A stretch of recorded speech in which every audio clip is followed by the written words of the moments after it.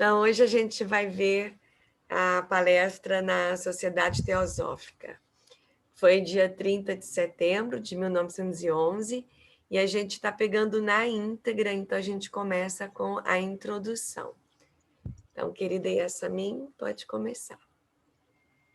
Em 30 de setembro, Abdu'l-Bahá visitou a Sociedade Teosófica em sua nova sede, a pedido explícito de sua presidenta, a senhora Annie Besant.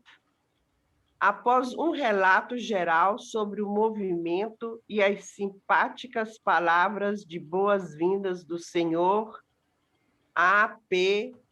Sinet, Abdu'l-Bahá levantou-se e dirigiu-se à enorme assembleia, falando sobre o caráter distintivo dos ensinamentos bahais, elogiando calorosamente a avidez da sociedade em sua busca da verdade.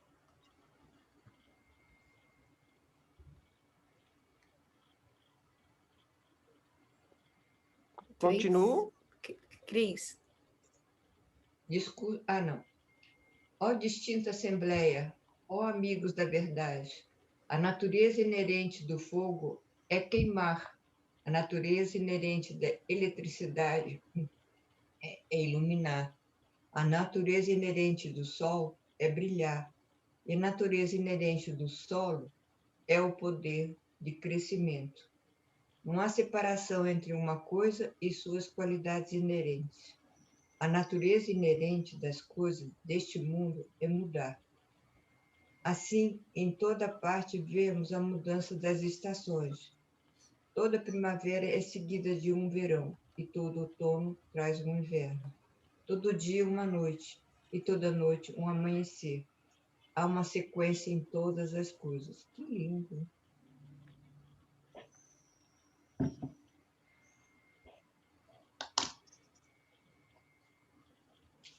Está no mudo, Ivete.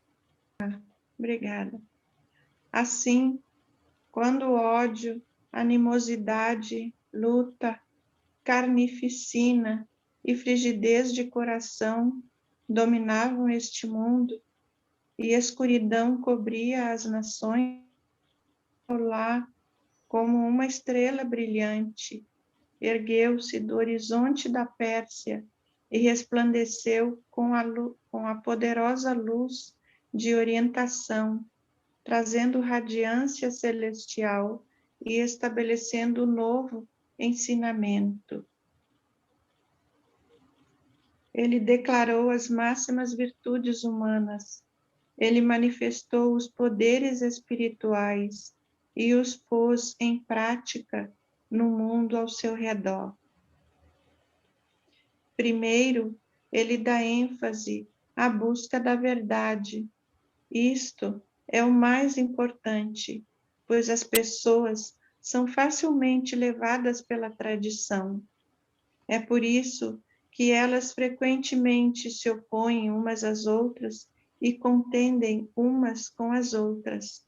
Mas a manifestação da verdade revela a escuridão e se torna, mas a manifestação da verdade revela a escuridão e se torna a causa da unicidade da fé e crença, pois a verdade não pode ser dupla. Isto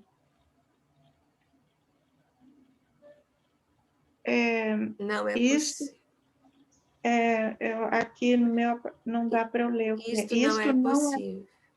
Isto não é possível. Isso. Essa frase aqui, desculpe, você já mudou, né? Já voltei. Mas aqui a última frase, mas a manifestação da verdade revela a escuridão? Não revela a luz? Não entendi. Porque a pessoa fica sabendo onde que está errado. Quando que busca a verdade, ele percebe a escuridão onde que era, onde que está errando. É a luz que ilumina a escuridão. Ah, muito obrigada, agora entendi. Excelente.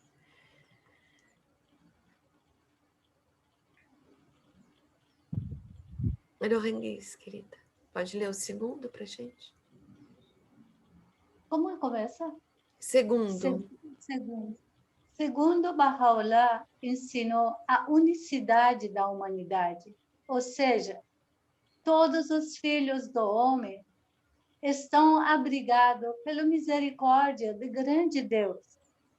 São os filhos de um só Deus. São educados por Deus. Ele colocou a coroa da humanidade sobre a cabeça de todos os servos de Deus. Portanto, todas as nações e povos devem ser considerar irmãos. Todos eles são descendentes de Adão. São ramos, folhas, flores e frutos da mesma árvore. São pérolas do mesmo concha. Mas os filhos dos homens estão carentes da educação e civilização e precisam ser polidos até se tornarem radiantes e esplendorosos. Homem e mulher devem ser ambos igualmente educados e igualmente respeitados. São os preconceitos de raça, de pátria, da religião, de classe, que tem sido a causa de destruição da humanidade. Terceiro, Baha'u'lláh ensinou que religião é o principal alicerce de amor e unidade e causa de unicidade. Se uma religião se tornar causa de ódio e desarmonia, será melhor que ela não exista. Ficar sem tal religião é melhor do que ficar com ela. Quarto, religião e ciência se entrelaçam uma com a outra e não podem ser separadas. Estas são as duas asas com as quais a humanidade deve voar. Uma asa só não é suficiente. Toda religião que não se relaciona com a ciência é mera tradição e não é a essencial. Portanto, ciência, educação e civilização são os mais importantes requisitos para a vida religiosa plena.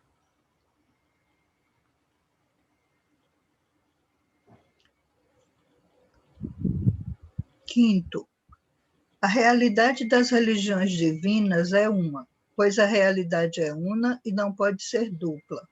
Todos os profetas estão unidos em suas mensagens inabaláveis. Eles são como o sol nas diversas estações. Eles aparecem em diferentes pontos do alvorecer no horizonte. Por isso, cada profeta anterior deu as boas novas do posterior, e cada posterior aceitou o anterior. Sexto, igualdade e fraternidade devem ser estabelecidas entre todos os membros do gênero humano. Isto está em concordância com a justiça. Os direitos gerais do gênero humano devem ser guardados e preservados. Todos os homens devem ser tratados equitativamente. Isto é inerente à própria natureza da humanidade.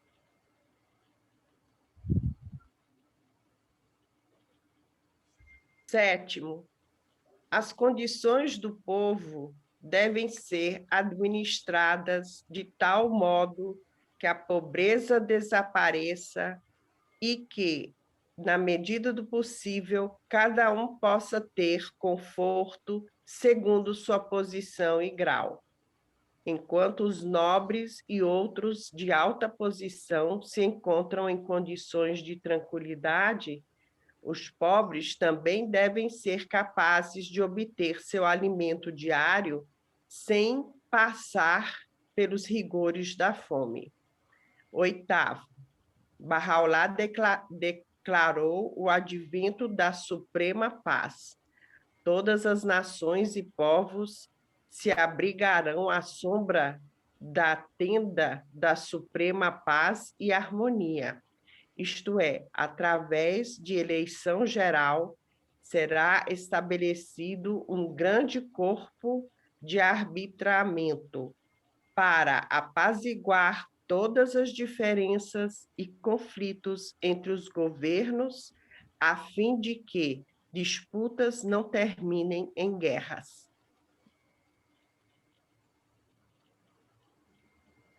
Nono, Bahá'u'lláh ensinou que os corações devem receber a graça do Espírito Santo, de modo que seja estabelecida a civilização espiritual, pois a civilização material não é adequada para as necessidades do gênero humano e não pode ser a causa de infelicidade.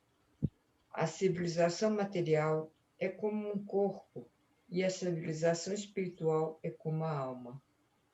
Sem alma, o corpo não pode viver. Este é um pequeno resumo dos ensinamentos de Bahá'u'lláh para estabelecer isto. Bahá'u'lláh passou por grandes dificuldades e sofrimentos. Ele estava em constante confinamento e sofreu grande perseguição. Mas na fortaleza Akka, ele ergueu um palácio espiritual e da escuridão de sua prisão, ele irradiou um grande esplendor no mundo. O desejo ardente dos Baha'is é que estes ensinamentos sejam amplamente praticados e eles se esforçarão de coração e alma para dar suas vidas para este propósito, até que a luz celestial ilumine o mundo da humanidade por inteiro. Eu estou muito feliz por poder conversar convosco nesta reunião e espero que esta minha profunda consciência seja aceitável para vós. Oro por vós, para que sejais bem-sucedidos em vossas aspirações e que as graças do reino sejam vossas.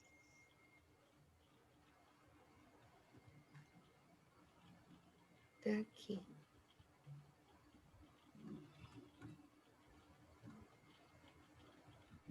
Muito bem. Alguém gostaria de comentar?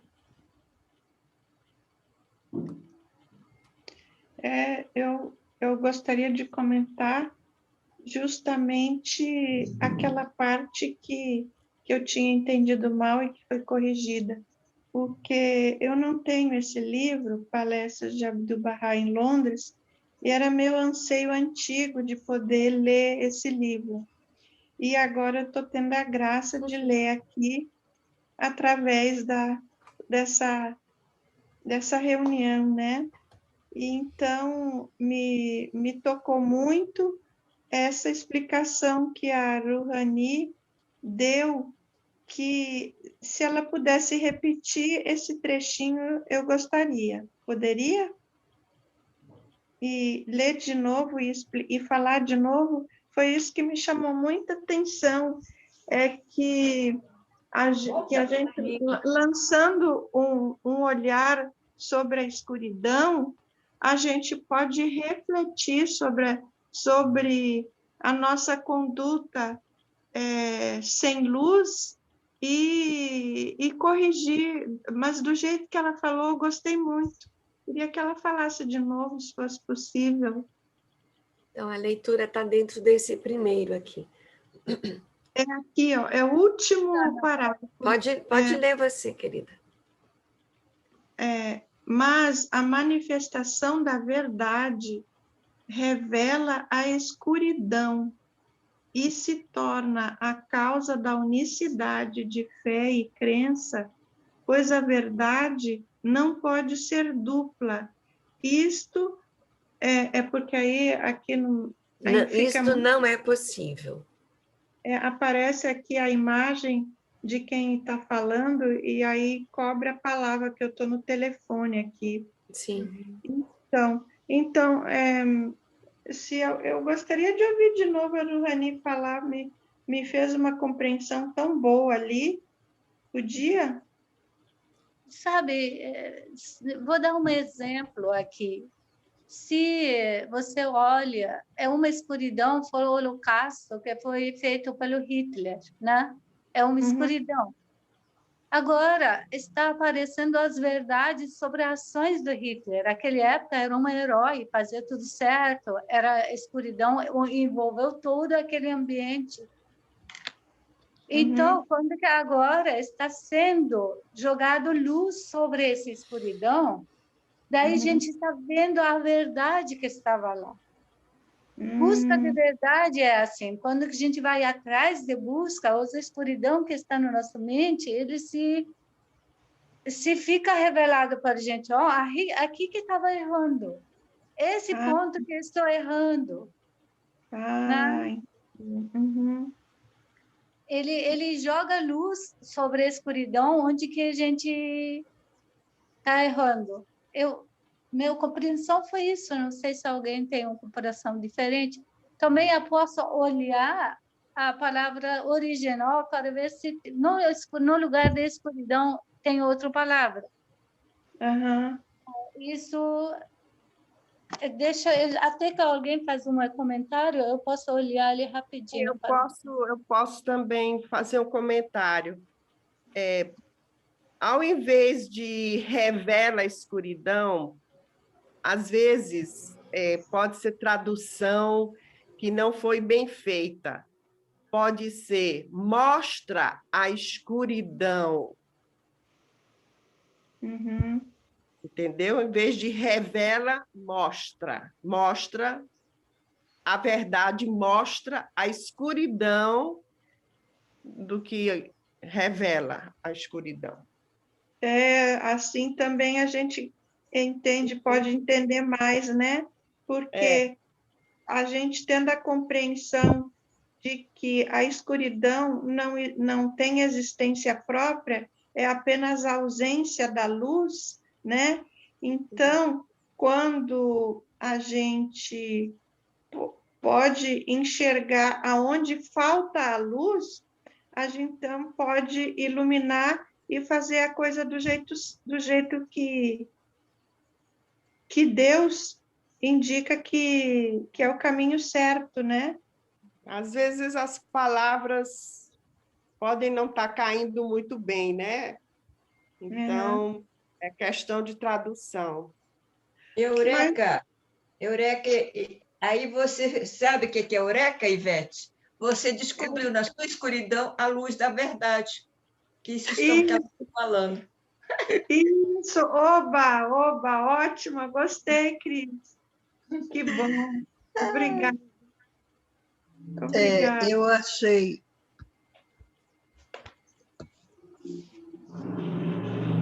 Agora você fechou, Ana Paz, estava aberto. Eu e meu microfone. Eu achei assim essa palestra muito linda, muito simples e completa para você explicar os princípios da fé. Porque muitas vezes vem uma explicação assim muito rebuscada, né? Mas essa palestra eu acho que ele mostra com uma simplicidade, simplicidade no sentido de clareza, muita clareza, os princípios, a ordem dos princípios da fé.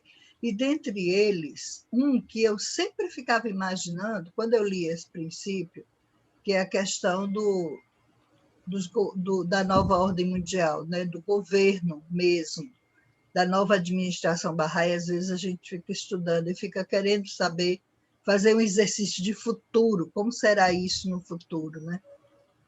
E eu pensava, mas como que vai... Se a natureza do ser humano é uma natureza dual, conflituosa, contraditória, se já está isso na natureza humana, como que esses governos vão aceitar perder os poderes que têm e fazer essa equidade no mundo, né? Eu ficava pensando, como que vai ser isso? Mas aí, nessa palestra, ele explica a questão do tribunal para resolver essas questões, antes que se transforme em guerra. Então, ele não está negando essa natureza dual do homem, ou seja, conflitos e contradições vão acontecer entre os governos, mas haverá um tribunal que vai, né, que eu acho que é a casa, né? Esse tribunal, é porque a gente não pode imaginar o que ainda não foi feito, mas eu ficava pensando, né? Será que vai ser todo em paz? Será que os governos vão entrar numa era de paz? Mas não, conflitos existirão, mas eles serão dirimidos e todos os governos reconhecerão este tribunal. Esse tribunal, acho que não é a Casa Universal de Justiça, vai ser mais lá na frente criado esse tribunal, que vai tratar desses assuntos. Tanto é que, se um país levantar para querer guerrear com o outro, todos os outros países vão se voltar contra aquele que quer guerrear. Então, ele já vai ver uma derrota. Não vai aceitar, vai ter que aceitar o que o tribunal falar, porque ele vai estar sozinho. Então, é essa a força do tribunal. E todos os outros países, eles vão ter que estar a favor, quer dizer, contra aquele país que se levantar para querer guerrear. Então, aí vai, dessa forma, se extinguir as guerras. Achei interessante isso que Ana Paz começou a fala, dizendo que aqui Abdu'l-Bahá apresenta de uma forma simples os princípios, os ensinamentos de Bahá'u'lláh. Aí eu voltei aqui para dar uma olhada em todos eles, né? Então, só para a gente recordar.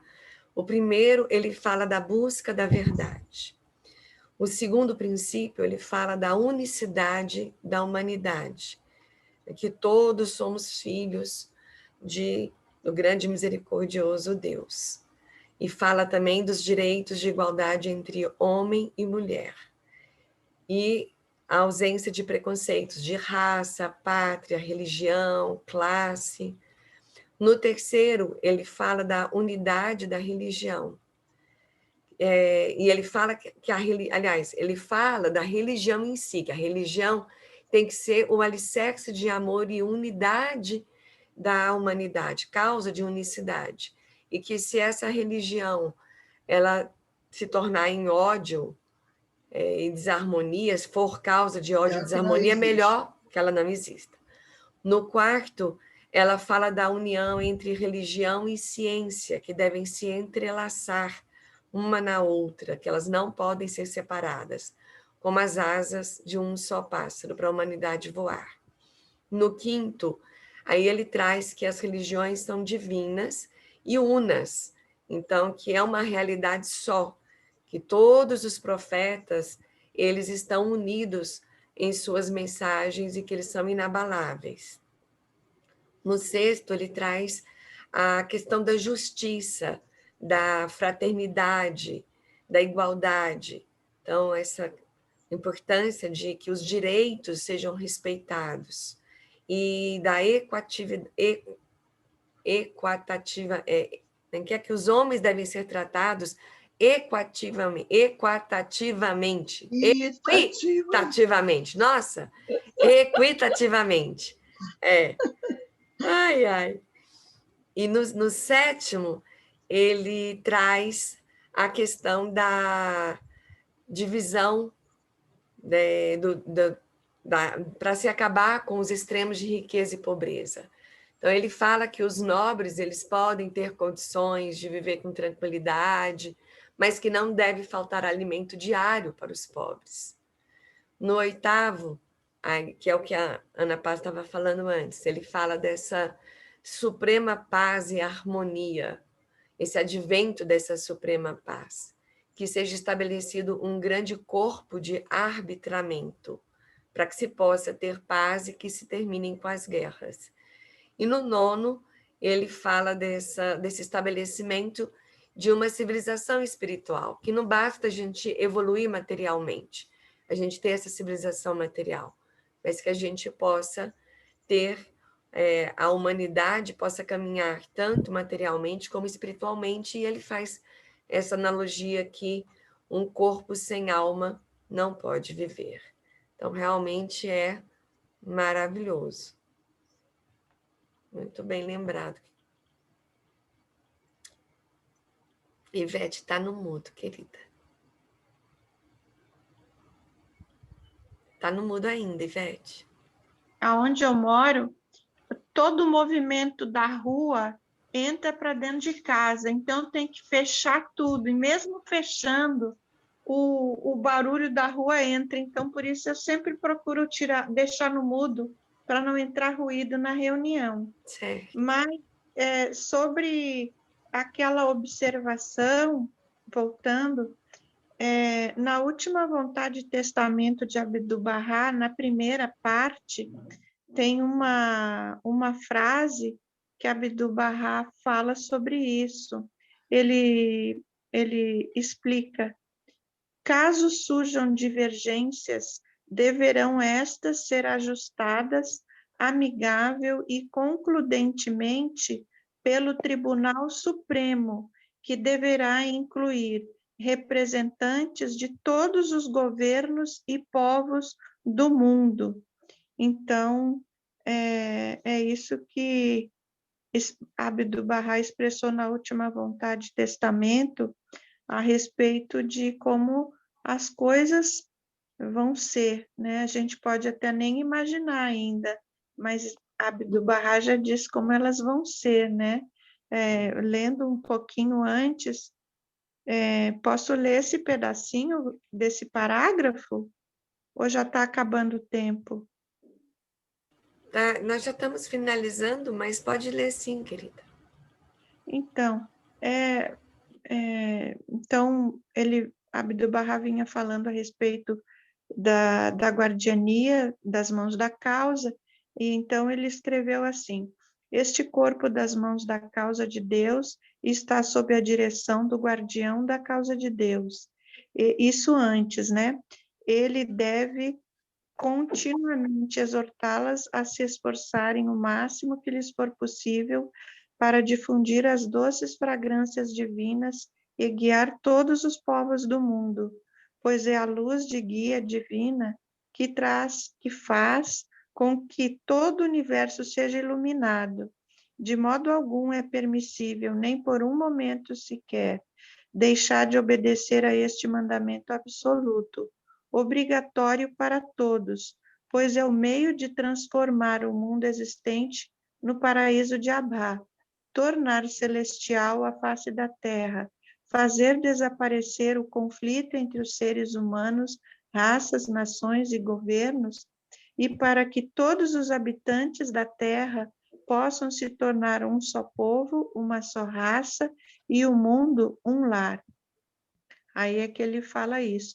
Caso surjam divergências, deverão estas ser ajustadas amigável e concludentemente pelo Tribunal Supremo, que deverá incluir representantes de todos os governos e povos do mundo. Esse livro, A Última Vontade de Testamento de Abdu'l-Bahá, ele foi recentemente publicado pela editora Bahá'í do Brasil, e com uma atualização na revisão. Então, várias expressões que continham na edição anterior desse documento foram corrigidas. Então,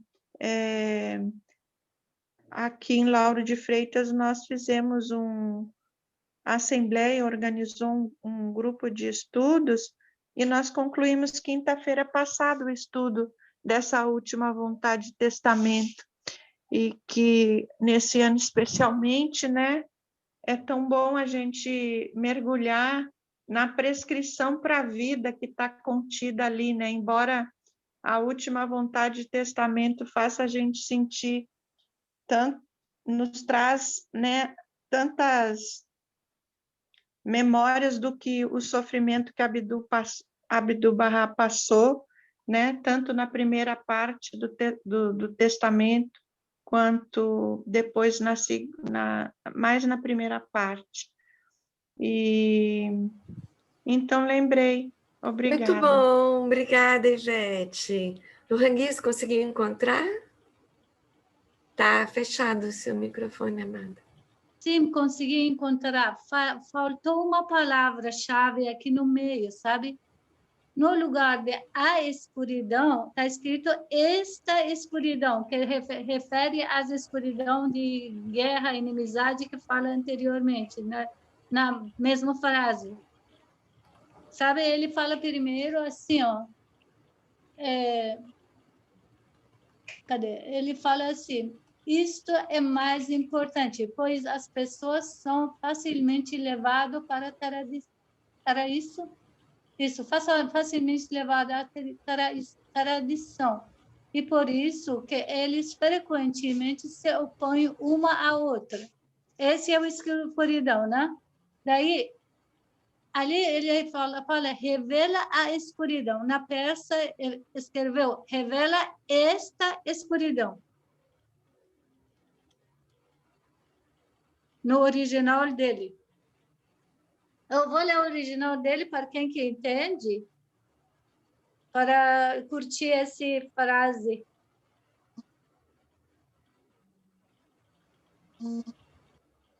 Faz diferença, sim, né? اولا تحری حقیقت، زیرا جمعی ملل به تقالید عامیانه تشبث نمودند و از این جهت با یکدیگر در نهایت اختلاف و غایت نزاع و جدالند. اما ظهور حقیقت کاشف این ظلمات است.